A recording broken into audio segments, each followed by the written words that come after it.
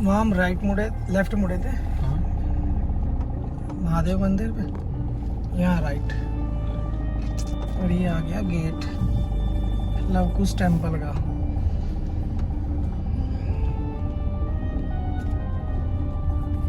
यहाँ से कितना दूर है गेट में? बस मैं भी तुम्हारे साथ ही चल रहा हूँ आज पहली बार। ओह माय गॉड, देखते हैं।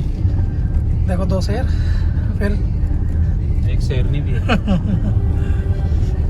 अरे यार ISO। तो दोस्तों स्वागत है आपका एक बार फिर हमारे YouTube channel two buddy travel में। मैं जेडी और मेरे साथ हैं विकी चौहान। आपको आज ले जाने वाले हैं हम श्री राम जी के पुत्र माता सीता के सुपुत्र लवकुश के मंदिर में। जी हाँ, इसका पौराणिक महत्व है। ये आपके बलैनी में ही पड़ता है, जिसका कि हमने लास्ट ब्लॉग में आपको महादेव का मंदिर के दर्शन कराया। ये बलैनी में लगता है भाई, ये हाँ बलैनी में लगता है और हिंडन नदी के पास में है बिल्कुल। तो ऐसी मान्यता है कि आपको सुना भी होगा आपने, जब माता सीता अयोध्या से निकल गई थी तो लव और कुश का जन्म यहीं हुआ था, और यहाँ पर महर्षि वाल्मीकि जी के आश्रम में ही उनका भरण पोषण और उनका शिक्षा व्यवस्था की गई थी। तो आज हम आपको दिखाने वाले हैं लव कुश का वो मंदिर, जहाँ पे रहकर उन्होंने महर्षि वाल्मीकि से शिक्षा प्राप्त की। तो ये उधर से हमारा प्रवेश है, और यहाँ से प्रवेश होते हुए हम आ गए हैं महर्षि वाल्मीकि आश्रम, माता सीता सती स्थल और लव कुश जन्मभूमि बालानी में। और ये प्रसाद लिए खड़े हैं विक्की भाई। तो चलिए विक्की भाई, और आपको दर्शन कराते हैं इस स्थल का।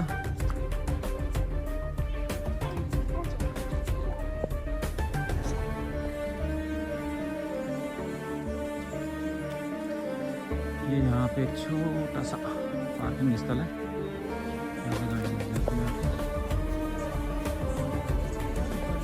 ये देखिए यहाँ का प्रवेश द्वार, और यहाँ पे प्रसाद की व्यवस्था है, आप यहाँ से प्रसाद ले सकते हैं। और ये प्रवेश द्वार हो गया यहाँ का। अंदर का परिसर कुछ इस तरह से।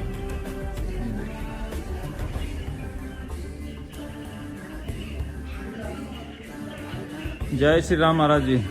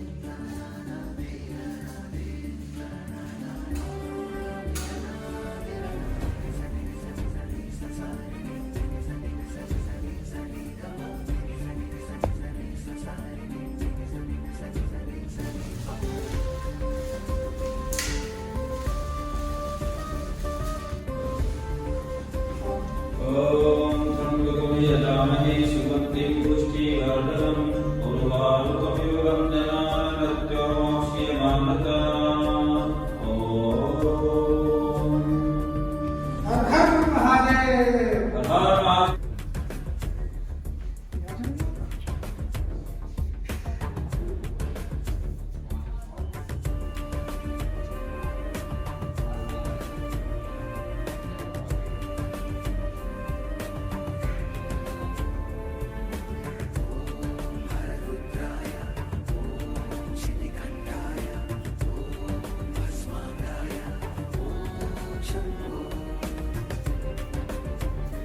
ये वो स्थल है जहाँ पे महर्षि वाल्मीकि लव और कुश को अध्ययन कराते थे, जहाँ पे उन्होंने वेदों का अध्ययन कराया, और जहाँ पे उन्हें ये यहाँ पे शनिदेव स्थापित किए गए हैं। और अंदर जा सकते हैं।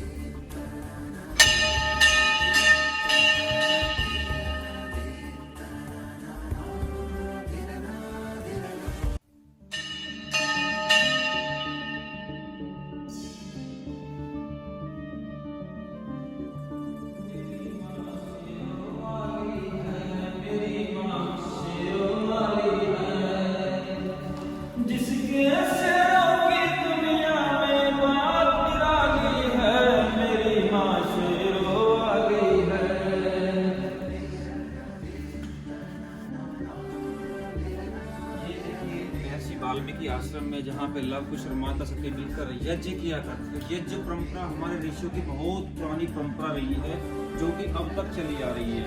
केवल मुस्लिम लोगों के कारण जब आक्रांता आए यहाँ पे तो उन्होंने क्या किया कि उस समय इन चीज़ों को नष्ट कर दिया गया और उसमें बहुत सारे आघात हुए, लेकिन वो परंपरा अभी भी दिए के रूप में हमारे घरों में जीवित है। हम लोग दिया जलाते हैं, ये उसी की परंपरा नहीं। सुबह शाम हमारे घरों में यज्ञ होते थे।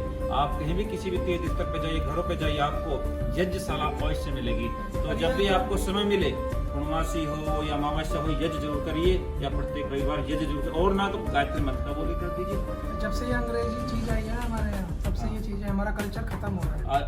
आजकल आप देख रहे होंगे दिल्ली में और दिल्ली एनसीआर में कितना पोल्यूशन बढ़ गया। उसका एक सबसे बड़ा कारण है कि हमने यज्ञ करना छोड़ दिया। यज्ञ करने से हमारा वातावरण बहुत ही सुगंधित होता है और बीमारियों से मुक्त होता है। तो प्रत्येक व्यक्ति को अपने घरों में यज्ञ अवश्य करना चाहिए।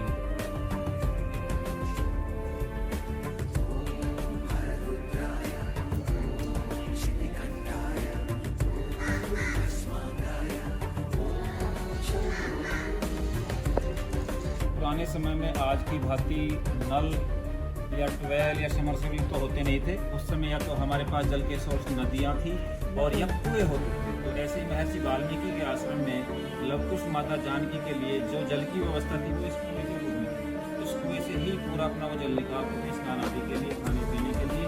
तो ये उसी समय का जो जीर्णोद्धार दोबारा से कराया गया, वो आप देख सकते हैं। अभी पिछले समय को घटना हुई थी, यहाँ पे बच्चे गिर गया था, इसमें अंदर गिर गया था, तो इसलिए इसको ढक दिया है। नहीं तो ये अभी भी पानी इसका स्वच्छ ही है और अभी भी पानी बहुत ही इसका सुंदर और स्वच्छ है, पीने योग्य है। अभी हम जो जा रहे हैं, ये जा रहे हैं हिंडन नदी, जो कि बिल्कुल आश्रम से लगी हुई बह रही है। लेकिन आज इसके बारे में एक बात और मैं आपको बताने वाला हूँ, जो आज ही हमें पता लगी है। यहाँ के हिंडन नदी नहीं था। हिंडन नदी नहीं है, तो अंग्रेजों की जुबान नहीं उठी। हमारी नदी का नाम था हरनंदी, और हरनंदी को शुद्ध ये अंग्रेजों लोग बोल नहीं पाए। जब अंग्रेजी शासनकाल तो हरनंदी ने हिंडन बोलने लगे वो, तो हिंडन को नहीं हरनंदी नाम था इसका। आप भी हरनंदी नाम लीजिए। आइए दिखाते हैं आपको हरनंदी।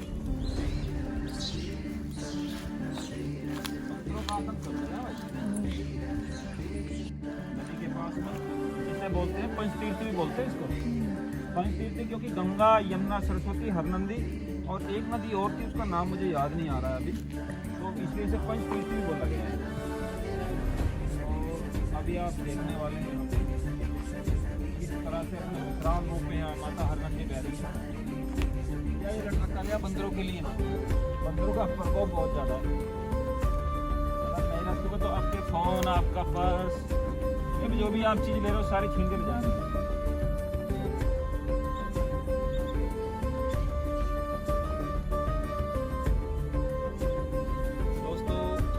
आपकी हिंडनपुर हरनंदी, आज इसका जल बहुत ही मैला कर दिया गया, जिसमें गंदे पानी छोड़े जा रहे हैं। नालों के पानी इसमें आ रहे हैं, फैक्ट्रियों के पानी इसमें आ रहे हैं। उस समय इसका पानी क्या बस जल बिल्कुल नीला था, बिल्कुल साफ सुथरा था, पीने योग्य था। तो हर नदी का आज इसमें आप नहा भी नहीं सकते। ये मैं बता रहा हूँ, सभी नदियों का यही हाल हो गया है। मैं भारत सरकार से निवेदन करता हूँ कि हमारी सभी नदियों पर ध्यान दें और उन्हें स्वच्छ करने की बात आपकी है। जनता ने आपको वोट दिया, ये अधिकार अब आपका है कि आप उसको कैसे स्वच्छ रखते हैं। उत्तर प्रदेश सरकार से मैं और जनता को भी ये ध्यान रखना है कि हम गंदगी वगैरह नदियों में ना डालें, क्योंकि देखिए ये जीवनदायिनी नदियाँ ही हैं जो हमारी फसलों को हमारे लिए पानी देती है, और पानी का कोई सोर्स नहीं है। अगर नदियाँ हमारे उधर से आनी बंद हो जाएं यही केस में, तो पानी का सोर्स नीचे चला जाएगा बिल्कुल। वाटर लेवल नहीं हो तो पानी कहाँ से लेंगे आप? तो ये ध्यान रखें और अपनी नदियों को स्वच्छ रखने का हमारा खुद की भी जिम्मेदारी है। माता जानकी को यहाँ पर वन देवी के नाम से जाना जाता था। महर्षि वाल्मीकि के आश्रम में ना माता जानकी को वन देवी के नाम से जाना जाता था। और जब महाराजा श्री राम ने अश्वमेध यज्ञ किया तो अश्वमेध यज्ञ के दौरान लव और कुछ ने यहीं पर उनका घोड़ा पकड़ा था। और घोड़ा पकड़ने के बाद में जब उन्होंने युद्ध किया तो युद्ध के दौरान उनके सभी सैनिकों को हरा दिया। उसके बाद यहाँ पर भरत, लक्ष्मण, शत्रुघ्न उनको भी हरा दिया गया। तब प्रभु श्री राम आए और श्री राम जी को भी उन्होंने युद्ध में हराने के बाद में माता सीता के पास लेकर, तब माता सीता ने बताया कि आपके पिता हैं। उस समय तक तो उन्हें पता भी नहीं था कि आपके पिता हैं। बहुत पौराणिक महत्व इस जगह का भी। आइए, बागपत में नजदीक होते भी कम से कम आप लोग तो आके इसे दर्शन कर सकते हैं। बहुत ही मनोरम दृश्य मिलेगा आपको यहाँ का, बिल्कुल नदी के किनारे। बहुत ही सुंदर मंदिर है और साथ में एक संस्कृत विद्यालय भी यहाँ पे चल रहा है। पीसफुल जगह है। हाँ, तो आइए, तो आज के व्लॉग को हम यही समाप्त करते हैं। आज के व्लॉग को हम यही समाप्त करते हैं और मिलते हैं आपको नेक्स्ट व्लॉग में। तब तक के लिए जय श्री राम। जय श्री